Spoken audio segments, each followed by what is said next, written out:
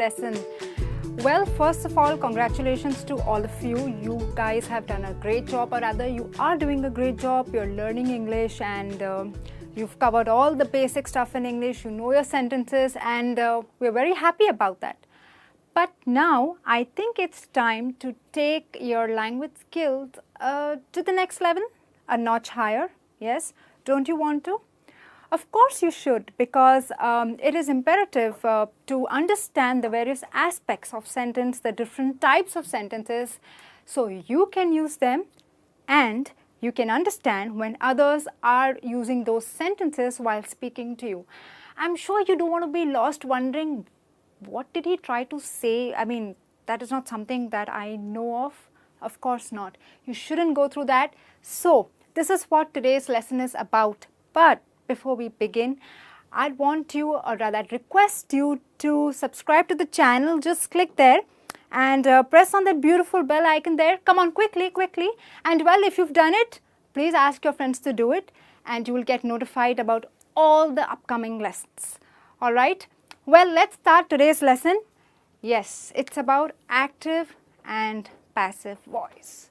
Trust me guys, it's not that boring, okay? It's not that technical.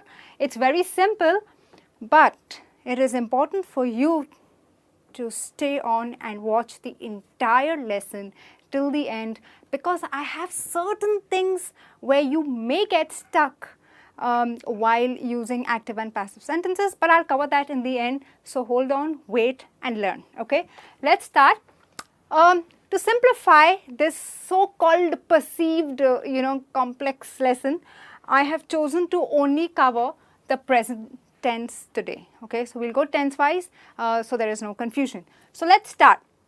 So, active and passive. Now, first, what is active, what is passive, okay? The man takes the dog for a walk is active.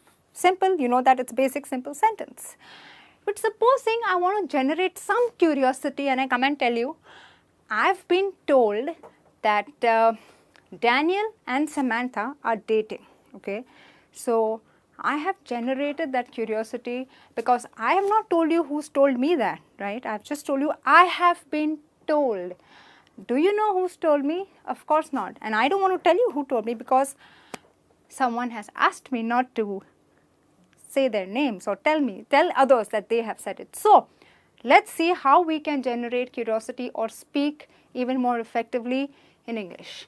Yes? So, my first sentence goes, Rita narrates a story to the children. Simple present tense, okay? She narrates a story to the children.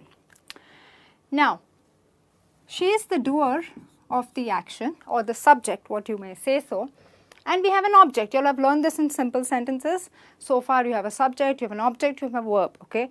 So, it's the same thing. We're just going to play around a little bit with these. Now, at any point of time, if you're confused, which probably you would be, as to what is an object.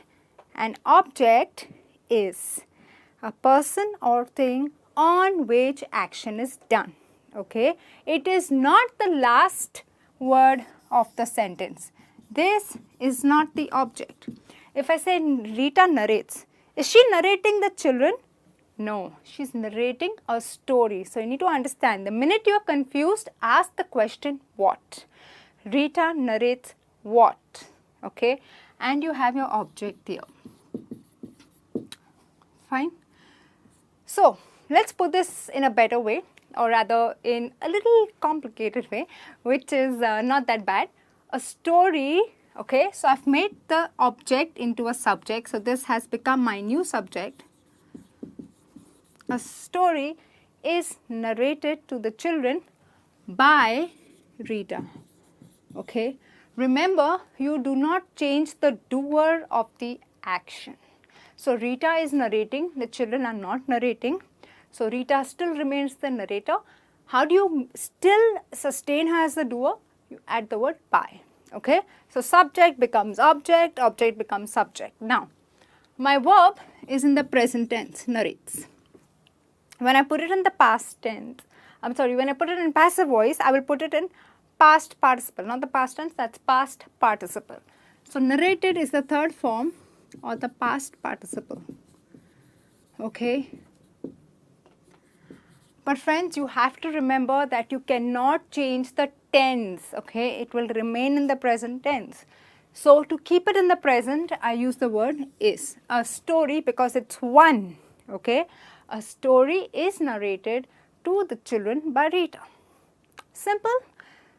So I come and tell you, hey, a story is narrated to the kids by the teacher every single day, all right? So I have put it from active to passive voice, okay? So here you have the simple present tense, active, simple present tense, passive. Fair enough, subject, object, object, subject.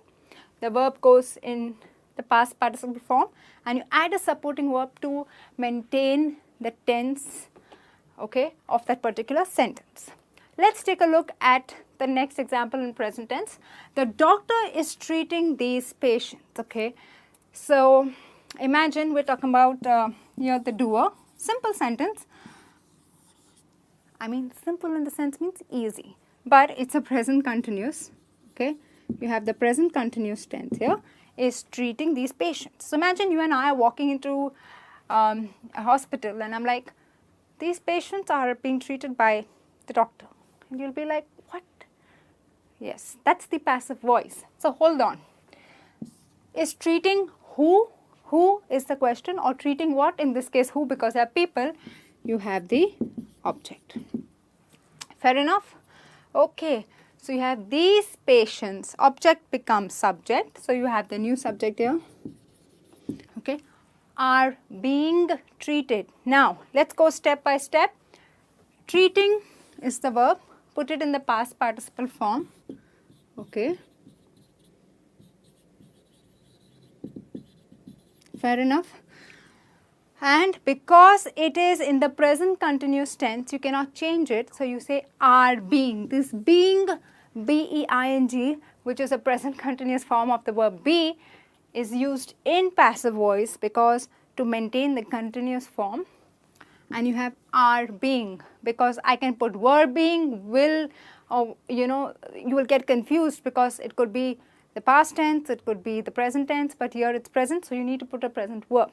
But now you need to understand the doctor is, but here the patients, plural, you will have a plural verb. And here you have by, that means the doctor is still doing the action though you have put this sentence in the passive voice. Simple. He is the object and he still remains the doer of the action. Please remember, you cannot change the doer, friends, because if you do that, the whole meaning will change. Like you cannot say these patients are treating the doctor. No, that's hell, okay? Don't even think about that. So are being treated by the doctor, because he is doing the action. Fair enough? So this was a simple present, continuous present. Let's see the next one.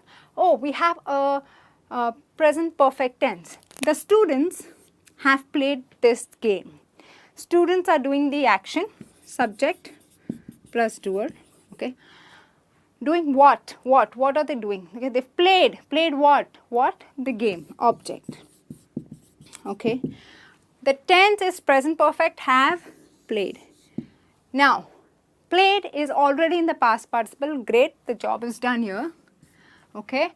But this game has played becomes wrong. I want to tell you the game has been played.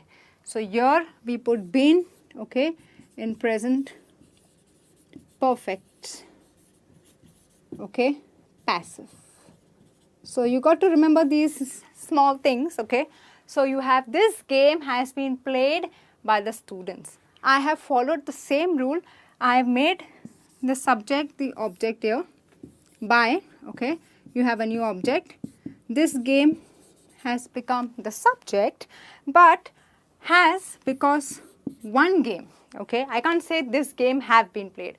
So remember, when you are changing subject object, the verb has to agree with the new subject, in this case has. All right. So I have a present perfect passive voice. Like I told you in the beginning, I have been told that Daniel and Samantha are dating. So I have been told. So that is the present perfect tense. I am not mentioning who because I chose not to. Well, you can do that. So next time you know how to let out a little secret. Okay. Now, confusion is what happens in a question. Okay. So why does your brother write such poems? Simple present tense, why does your brother? Don't answer it, don't even think about it. All you need to do is change the from active to passive. You don't have to answer why he writes such poems. So why will remain there because it's a question. You want to keep it in the question form. Now, why are, this is subject and you have the object here. Let's interchange. You have why are such poems, verb in the past participle.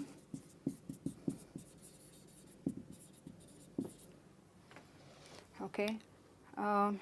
Why are such poems written by your brother? Okay.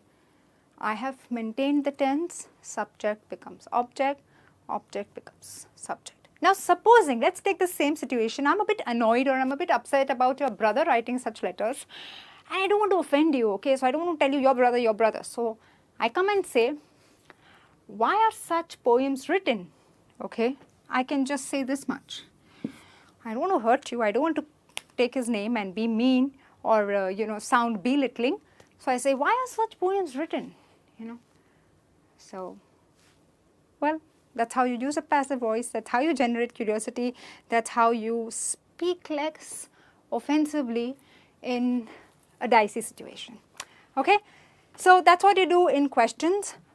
Question remains a question, subject, object, object, subject. Verb goes in the past participle, and yes, because it is present tense, does, I have kept a present tense verb. Alright. Okay, so the last one's a bit tricky and you need to pay a little more attention because people speak English all over the world. Okay, now that you know the rules, I'm sure you're going to come up with this sentence. English is spoken by people all over the world. First, let's just identify subject, okay, verb. All over the world is not the object. What is spoken? English. Here's your object. Now, you will go with the normal rule of object, subject, subject, object, which is pretty fair enough. Okay, and you will come up with English is spoken. You put this in past participle. I'm just writing PP for the short form, past participle, by people all over the world. Okay, but there's a catch here. If I tell you people are saying this and people are saying that, or they told me about this, your first question would be which people? Okay, people means what? Indefinite. Okay, they asked me to come there. Who they? Who are these they? Are they your colleagues? Yes, if I say my colleagues, I'm defining the people or the group of people I'm talking about. But people is indefinite. If I come and tell you we are going for a picnic, would you like to join us? Your first question would be who we? Who all are coming? Yeah, because we is indefinite, right? So the rule is when you have an indefinite pronoun or a noun in the passive voice, you will not use it. So this correct sentence is English is spoken all over the world. So you can have things like we, they, someone, okay,